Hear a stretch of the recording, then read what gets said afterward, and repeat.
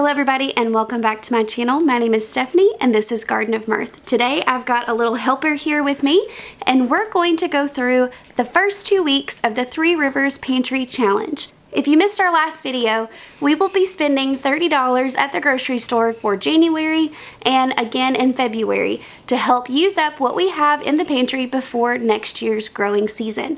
I'm so excited to get started looking at seeds and starting plants with you for next year's garden. But before we can do that, we need to move out some of the things that we have in our freezer and our pantry. In today's video, I'll be showing you the first 2 weeks of our pantry challenge. It has been a little bit since I've got to post because we've had sickness running through our family, but thankfully we're on the mend now. So I'll be back to a regular posting schedule and I'll show you our week 3 update next week. Let's get into it.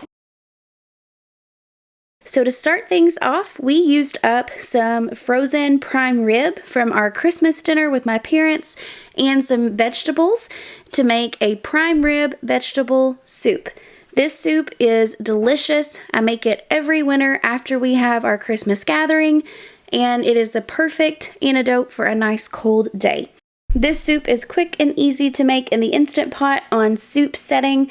I add in my prime rib, I add in whatever vegetables I want to use. Today I had carrots, green beans, potatoes, peas, lima beans, corn, just any kind of vegetable that you like in your soup will work. And I added it with a tomato and beef broth base. So I used a large can of V8 that I had on the shelf and one of our jars of home canned beef broth. Here I have chocolate covered cream puffs. This is certainly not a typical pantry challenge meal. However, we bought these cream puffs for a New Year's Eve party and didn't use all of them. So I had these in the freezer. I just melted some chocolate and dipped those for a quick dessert and it did the trick.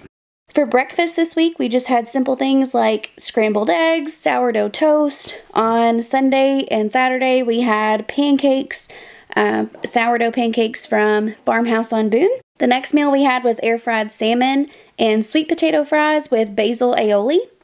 The aioli was the star of the show. This wasn't a recipe that I followed necessarily. I noticed my basil plant needed a trim, so I decided to make a quick sauce to dip our sweet potato fries in and to top our salmon with.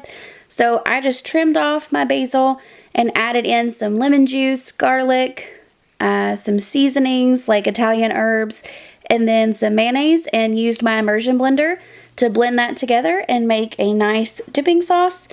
I just tweaked it as I went and kind of tasted it and added stuff until I got a tangy basil sauce that was phenomenal with our sweet potato fries.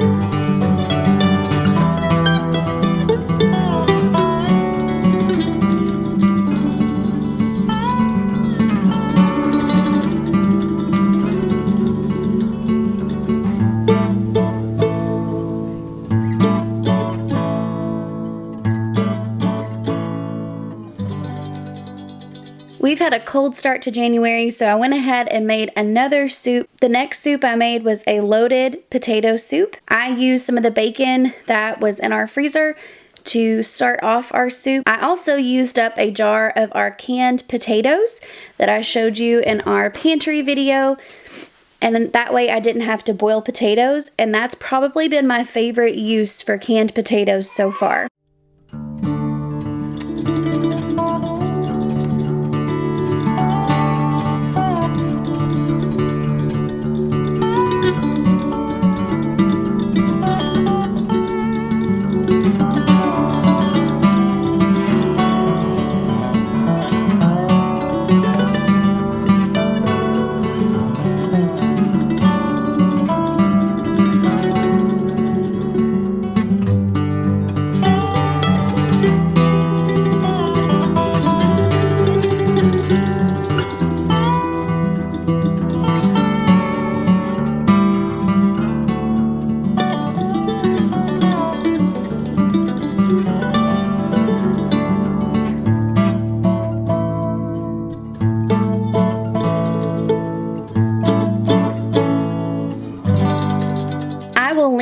recipes that I used in the description box. But this was just a simple loaded potato soup. But I decided to try something new. And I made sourdough, Dijon, parsley popovers to serve it with. Popovers were new to me. I'd never had those before. And I probably did not make them completely true to fashion, but they ended up being a good side for our soup. This popover recipe came from Artisan Sourdough Made Simple, and I will link that cookbook below. I love that cookbook for sourdough recipes, and I use it often.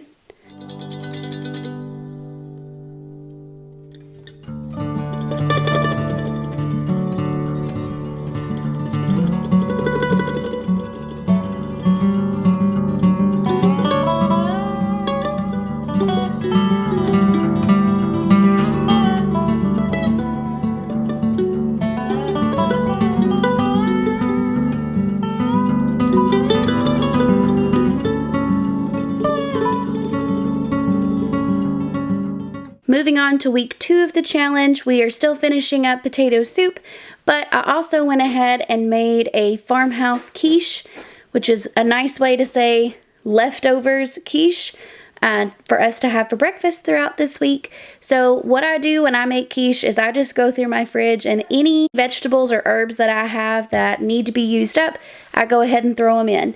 So I actually had diced ham, sauteed onions and peppers already in a bowl left over from a recipe that I didn't end up using. So I used those as the base for my quiche. I added some of our farm fresh eggs and then a few store-bought eggs because our girls are on strike right now. And we made the base of our quiche with that and some whole milk. I added in some shredded cheese, and then I found a bell pepper and some green onion in the bottom of my fridge that needed to be used up. So I just diced those and threw those in as well.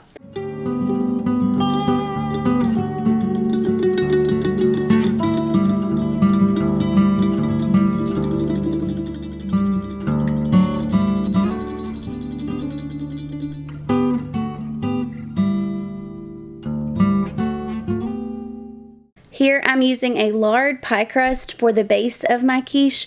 This is one of the few remaining pie crusts that we made together. I will link that video as well if you're interested in making your own pie crust. Tonight I was able to throw this quiche together in minutes and have breakfast for the rest of the week. The next meal we made was Swedish meatballs. This was a new recipe to me.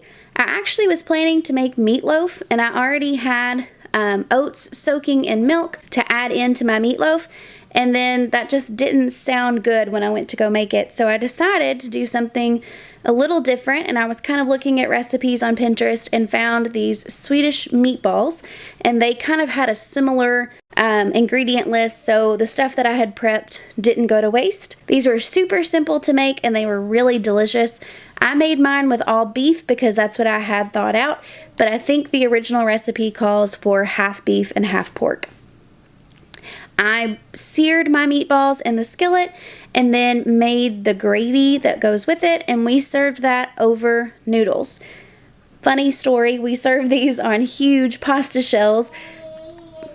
I can't recommend that. However, my little girl had got a hold of a package of those from one of my pull-out baskets and had ripped that to shreds, so I suddenly had several large pasta shells that needed to be used, so she kind of chose our pasta for tonight.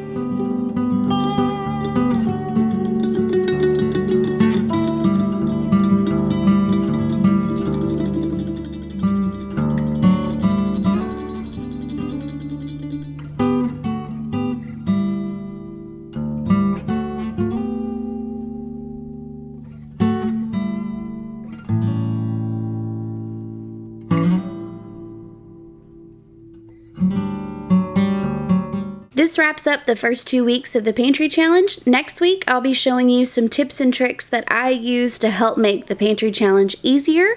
If you are also following along, I would love to hear in the comments what you've made so far in the Pantry Challenge and what rules you've set for your family. Until next time, you can follow along with us on our blog, gardenofmirth.com, Instagram, and our YouTube channel. Until next time, bye friends.